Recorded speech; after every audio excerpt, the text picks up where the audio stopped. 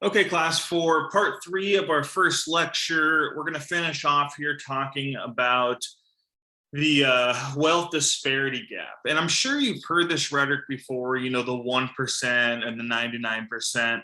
So we're going to discuss that in detail and how it relates to politics, how money infiltrates and relates to our political system. So this is a contentious subject. And the argument isn't really whether or not the 1% exists or this wealth disparity exists, but rather whether or not it is a good or a bad thing, whether or not it's a sign of a decaying economy or a successful economy. So let's just take a look at the numbers and then we'll talk about it further. So the top 1% does own about 43% of total wealth. The next 4% owns about 29% of total wealth. So right there, the top 5% of wealthy people in the United States own approximately 70-75% of all wealth. So very lopsided. The next 15% owns around 20-21% of the total wealth. And then the remainder of our citizens are in that 7% you see on this pie chart. So again, the argument isn't whether there is what we call the wealth disparity gap. It clearly exists. The data shows it exists. The debate is on whether it's a good or a bad thing and whether or not there's financial mobility, meaning if this 1% is staying the same or people are escaping the lower financial tiers into the top 5 or 1%. So that's kind of what the debate is. Now, on this next slide here, you'll see that I have 3 links to 3 videos. The first 2 videos discuss this wealth disparity gap as a negative thing. They're saying this is a sign of an unhealthy economy. It's going to lead to trouble.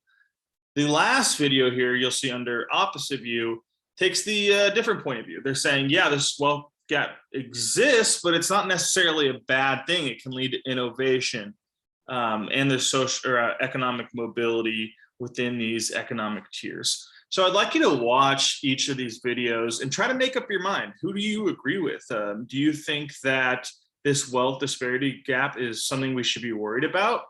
Or do you think it's something that's just natural in a strong economy like the United States?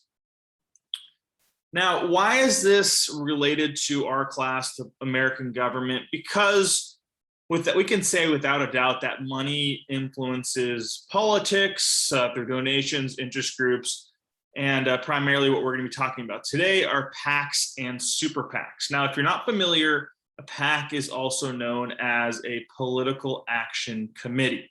Essentially, what PACs do is they collect money from a group of people. They then donate that money to a person running for a political office, or they donate that money to promote a bill or to go against the bill they don't want to be passed, et cetera.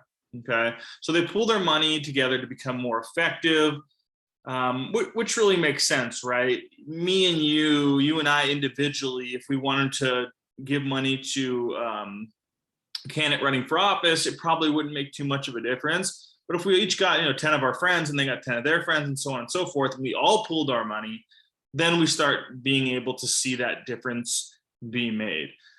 Now, legally and politically, you become a PAC when you receive or spend $2,700 for the express purpose of influencing an election. And you have to be registered with the government. They're very, very careful on this stuff. They don't want any sort of election fraud to go on. So once you hit that $2,700 mark, you have to register as a PAC. Oops, wrong way. Now, it is important to realize that there are strict financial limits to PACs. Now, I don't care that you know these numbers exactly. I just want you to know that there are financial limits. Okay, so you don't need to know the $2,700, the $5,000 or $15,000. Just know for the purposes of the test, for our class, that PACs have strict financial limits. So I'll go over those now. As an individual, you can give $2,700 to a candidate to help them win an election. You can also give $5,000 to a PAC to help them influence an election. In turn, a PAC can give $5,000 to a candidate and $15,000 to a party in any political party in any year. Excuse me. Now, you might be saying, I always hear money infiltrates politics, and this isn't that much money. I mean, it is to us, maybe $15,000 is a lot of money to us, but is it a lot for, let's say, a president running for office? No, it's not. If we go back to 2016, the 2016 election, general election between Hillary Clinton and Donald Trump cost approximately $2 billion. Hillary Clinton spent over $1 billion to lose to Donald Trump. Donald Trump spent something like $900 million to beat Hillary Clinton. So elections are extraordinarily expensive. So again, $15,000 a PAC can give to one political party, not a lot to us. I mean, a lot to us, but not a lot to them. So where does all that money come from? Part of it is there's a lot of these PACs who give their money, so that adds up. But there is somewhat of a loophole, and those are called super PACs. So kind of like a PAC on steroids, but it is important to realize there are different rules with super PACs. So we just talked about political action committee PACs, and we know they can give money to a candidate, but there are strict financial limits to how much money they can give. Now, super PACs are a little bit different, okay? They have no limit on what they can spend on a candidate in an election. Okay, so if I'm a billionaire and I really want Joe Biden to win again in the next election, I can spend $100 million getting him elected. Here's the caveat though. They cannot coordinate with that candidate or give that money directly to the candidate. So again, if I'm a billionaire, I want to donate $100 million to Joe Biden's campaign, I can't give it directly to him, and he can't tell me how to spend it. I could spend it myself. I can run commercials on television all day saying vote Joe Biden, but he cannot tell me how to spend that money. And again, I cannot give it to him. So that's the difference between a PAC and a super PAC. Okay. If you're a little confused, I broke it down here in this page right here, the difference between PACs and super PACs, which you certainly want to know. You're certainly going to be tested on. Let's just briefly review it here. PACs can donate money directly to candidates, but there are monetary limitations on that money. Again, it's $15,000 to a party, but you don't need to know that, okay? Super PACs, on the other hand, cannot donate money directly to candidates, right? You can't coordinate or donate money directly to the candidate. However, there is no limit to that money. Could be literally be $1 billion. So PACs directly to candidate, limits on the amount of money. Super PACs can't give money directly to candidate, but there's no limits on the amount of money you can spend. Okay.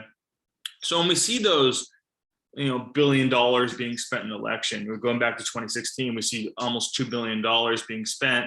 A lot of that money does indeed come from super PACs.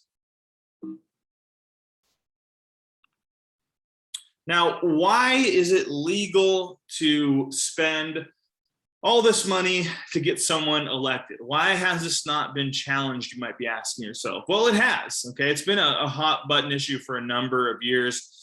And the Supreme Court actually ruled on political campaign spending in 2010 with a case called Citizens United, okay? They actually ruled that to restrict spending on political campaigns was unconstitutional, okay? So they said, essentially, super PACs are okay. They're arguing that to tell someone how they can spend their money was unconstitutional. Why was it unconstitutional? Because it broke the right to freedom of speech and expression, which is protected by the First Amendment. This is a Supreme Court ruling, and this is a very, very controversial ruling. So they're saying, because you have the First Amendment right to freedom of speech and expression, that encapsulates your ability to spend money on an election. That allows super PACs to exist. And what's interesting is that, I'm going to skip this slide here. A lot of people criticize this because they're saying, one, it allows those with money, the wealthy people, to have more influence on an election, which I think is undeniably true, right? If I want to influence an election on my teacher's salary, probably not going to get very far. But if Jeff Bezos wants to influence an election, he could spend $10 billion through a super PAC and really have a difference in the outcome. Another critique it got was it treats corporations, super PACs are corporations, right? It treats corporations as individuals with rights. Does a corporation like Amazon, a company, have the First Amendment right to freedom of speech and protection? And are they able to donate as much money as they want to a super PAC? According to Citizens United, yes, they enjoy those freedoms in the Bill of Rights in the First Amendment. Okay, so very controversial. It's one of those things where you'll hear both Republicans and Democrats condemn it, but it doesn't ever go away, right? It's Supreme Court decision. Only Supreme Court can change that precedent.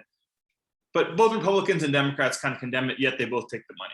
Because in today's election world, you need that money to win, okay? Now, last slide of our little part 3 of this lecture. This is a hilarious video with Stephen Colbert and Jon Stewart. Please watch it. You'll really enjoy it. Essentially, Colbert creates his own super PAC, and he's poking fun at how easy it is to break super PAC rules. So you'll remember I said in super PACs, you can't coordinate with the candidate, right? His critique is those coordination rules are very easy to get around, and they are, okay? So for example, if I was running for office and someone wanted to donate to my super PAC, we could communicate through, let's say I had a lawyer and they had a lawyer, we can have the same lawyer. Even though we can't communicate, that lawyer can kind of go back and forth. So they're just kind of poking fun at how easy it is to get around these super PAC rules. So give this a watch, and I hope you enjoy it. And I will see you guys soon.